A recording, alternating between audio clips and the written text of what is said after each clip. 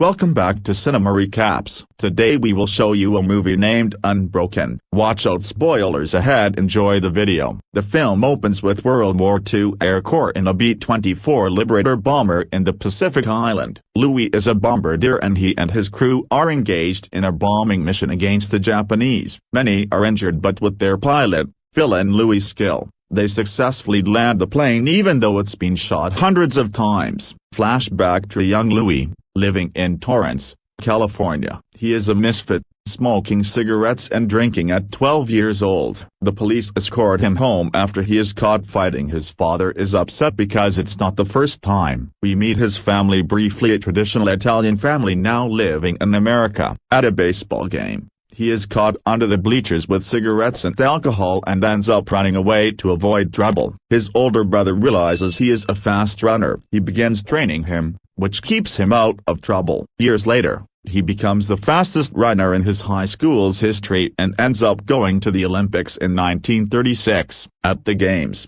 he starts a race in last place but manages to speed ahead to set an American world record. In current day, the crew who flew on the shot-down plane have been transferred to Hawaii to await reassignment. Louis impresses his fellow army men by continuing to train and beating the 4-minute mile. The men are sent on a mission to search for a lost aircraft and crew. They are given another B-24, but it is notorious as being defective. While on the search, mechanical difficulties cause the plane to crash into the ocean of Oahu, killing 8 of the 11 men aboard. The only 3 to survive are Louis, Phil, and a man named Mac, who make their way onto lifeboats. The 3 struggle to survive, noting that they have limited rations. They can have 1 piece of chocolate in the morning and at night, only a few drops of water per day, etc. On day 2, an airplane flies overhead and they try to signal it with dye and a flare gun, but they go unnoticed. They continue to fight, although Mac feels more and more hopeless, eventually exhausting their supplies. Sharks begin to circle the boat and they learn to stay low. On day 9,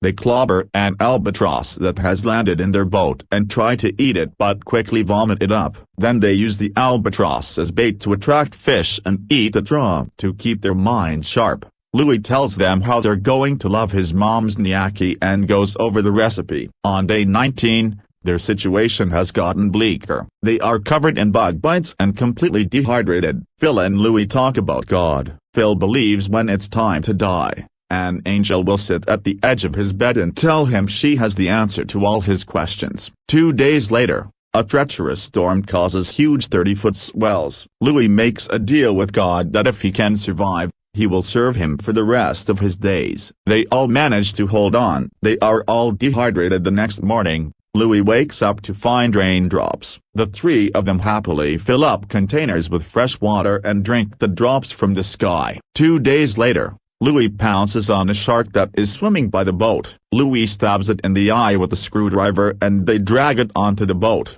feasting on its meat. By day 33, the 3 have full beards and skeletal faces. Another plane flies above and they shoot their flare gun to attract attention. The plane circles around and all are in disbelief that they will finally be rescued after a harrowing 4 weeks. But then the plane begins firing at them. They all quickly jump into the water and hide from the bullets, kicking sharks away. They resurface back on the life raft but the firing continues. Louis dives back into the water but Mac and Phil huddle back on the boat. When Louis returns to them, he thinks they're dead but they have dodged all of the bullets by staying hunkered in the raft. The plane disappears and they patch up the hole so they can remain afloat. On day 34, Louis and Phil talk about baseball to occupy their minds. Mac has taken a turn for the worst. He slowly dies. On day 47, Phil and Louis awaken to both good news and bad news. The good news is a boat has discovered them. The bad news is it is the Japanese and they are now being held prisoner. Louis and Phil are taken to a POW camp and kept in prison cells. A small bowl of rice is placed into the cell and he eats it up,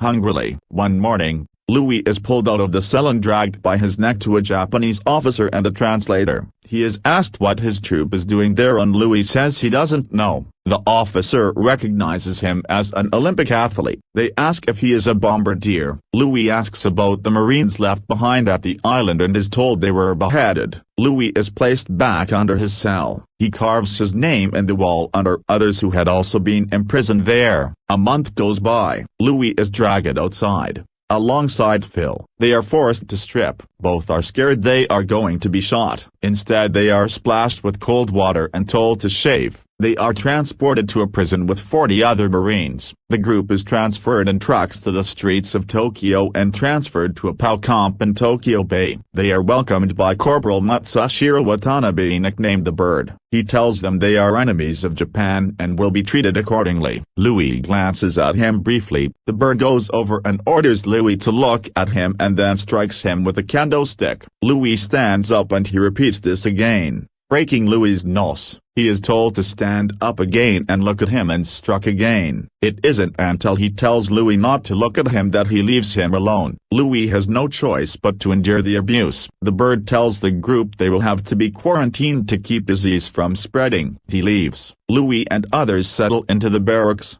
Other Marines tell him about the Bird, a name they've adopted for him because they can't call him what they want to. They inform Louis that the Bird grew up spoiled by his father. He was not allowed to be an officer, so he overcompensates in his current position, hence his sadistic nature. One day, the Bird says they have some renowned people in their midst and has an opera singer identify himself and then asks who is the Olympic athlete amongst them. Louis reluctantly identifies himself and is forced to run against the young Japanese boy. Because he is fatigued from lack of food, he collapses on the ground. The Bird says he is not so tough and beats him. The prisoners are forced to do calisthenics out in the cold. The Bird walks around, noting the talent in their camp. He asks an opera singer to identify himself, then a cook, then the Olympic athlete. He already knows who that is and Louis acknowledges it was him. The prisoners follow the war via newspapers that are stolen from the Japanese. One Marine draws a map to keep track of Americans' positions. Louis notices one prisoner who has some of his fingernails removed and he says that he was tortured for information. They all agree not to help the enemy.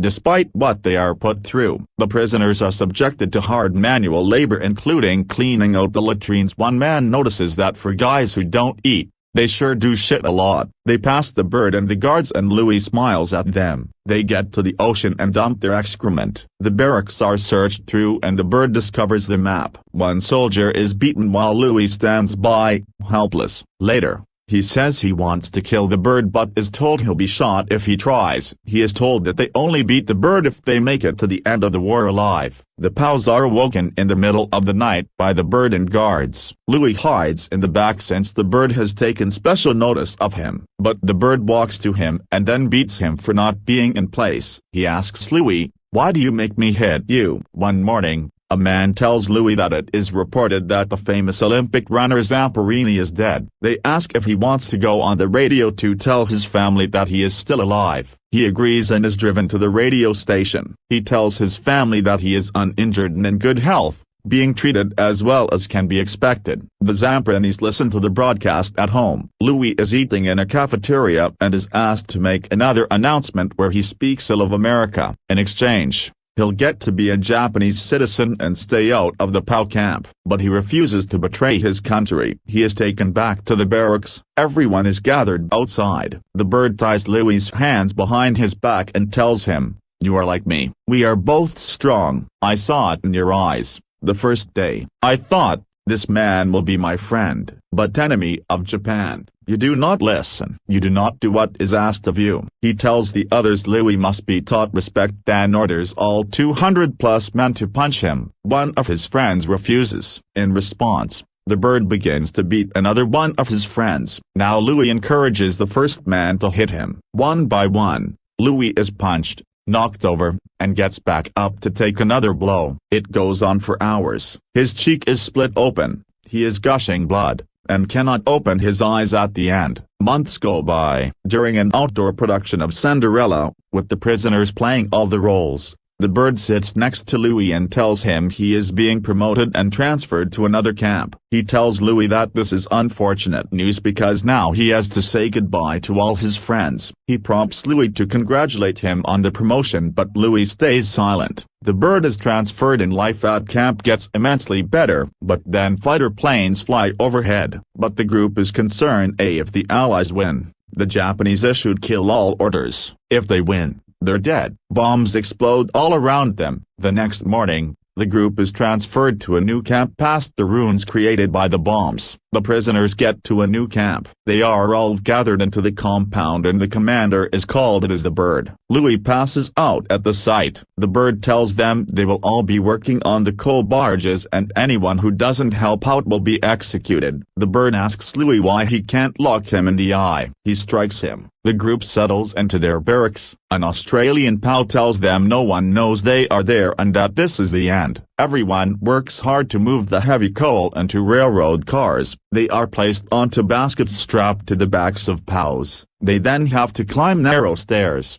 5 stories high. The coal is so heavy that one man collapses, falling off the staircase to the death. Everyone has to continue as if nothing happened. One day, while they work, the prisoners are informed that President Roosevelt has died. One man breaks down in tears but the rest don't respond. Weeks go by and the men continue working at the coal barge in the intense heat. Louis tears his leg, damaging it permanently along with his Olympic dreams. He is now weakened and beaten down. One day, the men are working and the bird notices Louis resting his leg. He tells him to stand up and pick up a 6-foot wood plank off the ground. He is told to hold it over his head. Louis struggles but manages to follow orders. The bird tells the guards that if Louis lowers the plank, they should shoot him. He then walks away and observes from a distance. Louis sweats but continues to hold the beam over his head. Minutes go by and everyone is now watching. Louis holds steady. Despite being weak, it has now been 25 minutes of Louis holding the wood plank over his head. The bird is upset.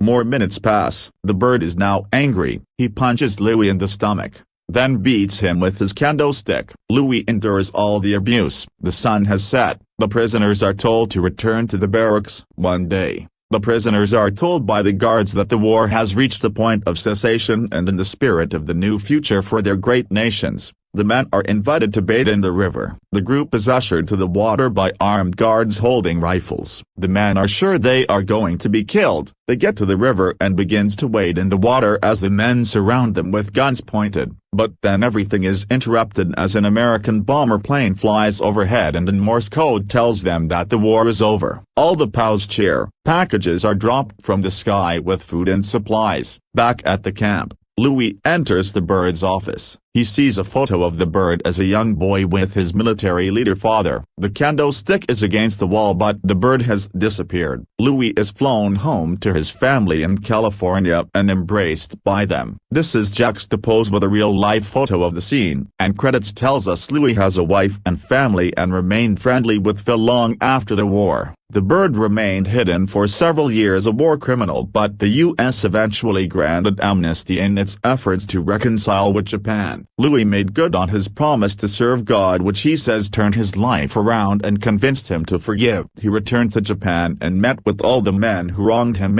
Only the bird refused to meet. Louis also returned to the Olympics in 1998. To carry a torch, a broken bar when the games are held in Japan. A memorial card reveals he passed away in 2014, 3 months prior to the film's release.